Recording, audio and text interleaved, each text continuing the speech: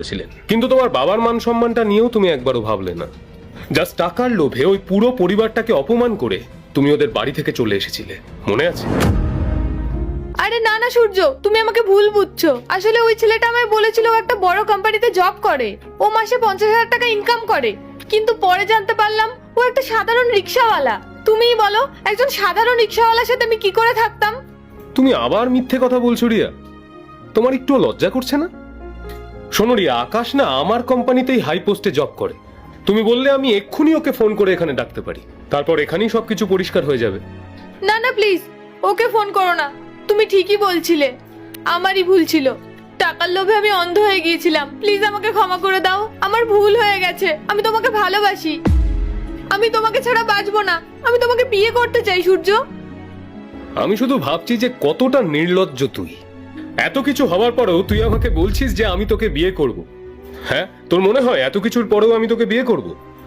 মাথায় রাখ, তুই হচ্ছিস একজন টাকার লোভী, বুঝতে পেরেছিস? আর আমি যদি তোকে বিয়ে করি না, তাহলে আমার বাড়ি, জায়গা, জমি, ইনফ্যাক্ট কোম্পানি পর্যন্ত আমাকে বিক্রি করতে হতে পারে। আমার আর কিচ্ছু থাকবে না। দাঁড়া, আমি এখন বরং পুলিশকে ডাকি। তোর আসল জায়গাটা হলো জেলে, বুঝতে পেরেছিস? ওখানে গেলেই তুই জীবনে কোনোদিন কোনো ছেলেকে ফাঁসানো ভুলে যাবি। দাঁড়া একটু দাঁড়া, আমি এক্ষুনি পুলিশকে ফোন করছি। না না সূর্য, পুলিশকে ফোন করো না। আমি তোমার সামনে হাত জোড় করছি, আমার ভুল হয়ে গেছে। আমাকে প্লিজ ক্ষমা করে দাও। এরপর থেকে এরকম আর কখনো হবে না। I am so sorry. দেখ কিরকম কুমিরের কান্না কাঁদছে। লজ্জা একটুও নেই না তোর? হ্যাঁ, লজ্জা শরম বলে কিছু নেই। তুই এক কাজ কর, এখান থেকে বেরো তো, বেরো। আর মাথায় রাখ, আজকের পর থেকে এই এরিয়াতে তোকে যেন আর না দেখি, তাহলে কিন্তু তোকে আমি ছেড়ে কথা বলবো না। বেরো। না না শোন, এক মিনিট, এই বিয়ের কার্ডটা দে তো। এনে ধর। এরপর থেকে বিয়েতে তাদেরকে ইনভাইট করবি যারা তোর মতো লোভী হবে, বুঝতে পেরেছিস? নে এবার বেরো এখান থেকে, যা বেরো।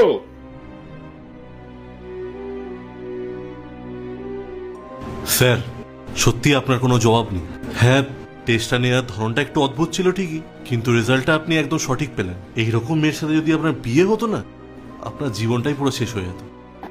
শোনো ইন্দ্র, লাইফ পার্টনার সবসময় বুঝে শুনে চয়েস করবে, কারণ তোমাকে তার সঙ্গে সারাটা জীবন কাটাতে হবে, বুঝতে পেরেছো?